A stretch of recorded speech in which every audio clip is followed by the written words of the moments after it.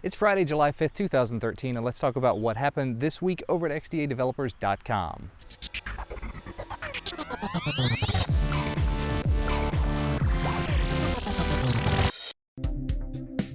This episode of XDA Developer TV is brought to you by Sony Mobile and the new Sony Xperia Tablet Z, now on sale at store.sony.com/tablet.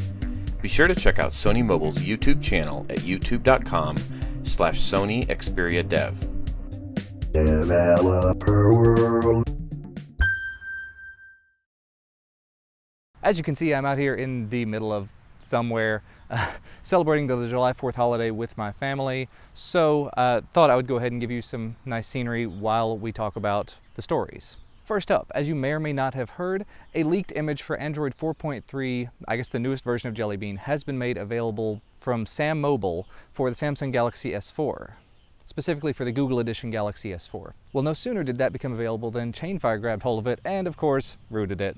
He made the exploit known through Google+, he made it available, and essentially what it does, you have to run Super SU as a daemon during system startup, and then it goes ahead and makes sure that you are rooted whenever you're starting the system up. Now realistically, I think the bigger story there is the leaked version of Android that's going to become available hopefully sometime in the near future, but the fact that it is going to be available and that it will be rooted, very, very cool double story there. The next three stories were all sort of customization and tutorial related, so I thought I would kind of clump them into one. First up, you know everybody hates bloatware, so that is why XDA senior member SchoolSucks put together a script called Truly Clean that will clean up the Samsung Galaxy S4, specifically removing, I think, 98 different applications that are considered bloatware. So if you have the Galaxy S4 and you would like to clean it up a little bit, you can go ahead and take a look at his script, although apparently it removes things like Gmail, Earth, and Google+. So Gmail and Google+, I don't really consider bloatware, but if you do, that's your thing.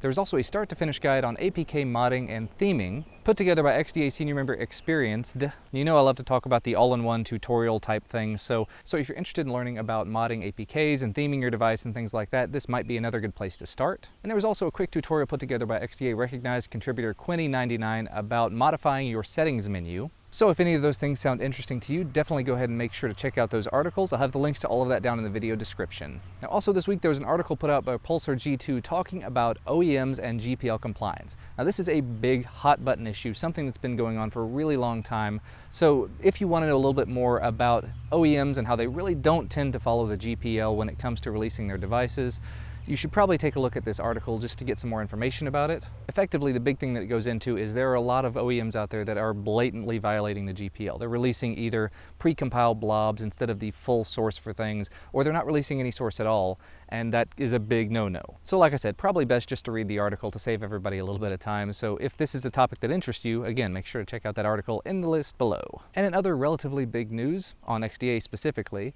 XDA is now implementing an XDA Device Development Database. And essentially what that does is it's a database that compiles together a list of all of the available ROMs and mods and features and everything for the devices that are in that database. The goal being to sort of catalog everything that's being done on XDA and try to keep it up to date in an easily searchable way, rather than having to go specifically to your device's forum and wade through tons and tons of different threads for who knows what. You'll have a database with everything in it that's very neatly organized and everything. Right now there are a certain set of devices, specifically things like the Galaxy S2, the Xperia Z, the Galaxy Note 2, the Droid DNA, the Nexus 4, and the Nexus 7, that there is a tab for ROMs on there. So you can go through and look at all of the ROMs that are currently available. Very neat, very easy to look through. So hopefully this will be grown and expanded in the future. There'll be more information made available. And for the time being, go ahead and check out some of those devices I listed. Again, you can find all the information, video description. And to wrap things up so I can go ahead and get this over with, two other videos were posted to XDA Developer TV this week. The first was Kevin talking about an Android all-in-one toolkit called Advanced Mobile Care, which will help protect your device. And then Adam unboxed the GooPhone i5 the XDA way, and apparently smashed an iPhone 5 in doing so and made a few people in the comments angry, which is always amusing. Anyway, that's going to be about all from me for today. As always, make sure to hit that like button down below if you like this video, and subscribe to receive our content as soon as it becomes available. Thank you so much for watching though, and I will see you in the next one. Bye guys.